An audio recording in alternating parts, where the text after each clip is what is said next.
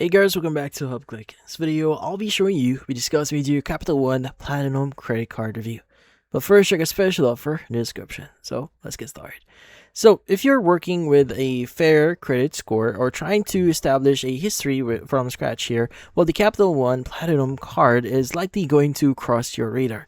Now, it is a classic no-frill credit building tool, and the best way to think about it is like a financial training wheel. Now, financial training wheels. Now, it exists solely to get you to a better score, not to reward you or not to reward daily spending. Now, the biggest perk is that it carries a $0 annual fee, so it costs you absolutely nothing to keep open. It is also an unsecured, or it is also an unsecured card, meaning you do not have to put down an upfront card deposit to activate it like you would with a secured card.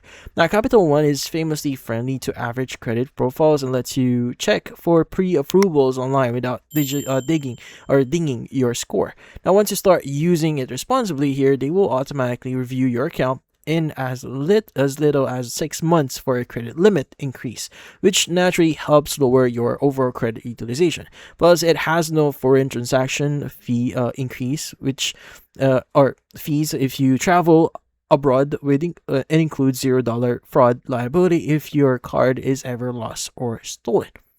Now, however, because it is built strictly for beginners, it comes with a few glaring downsides here. Now, the most obvious is that it offers absolutely zero rewards, no cashback, no points, and no welcome bonus.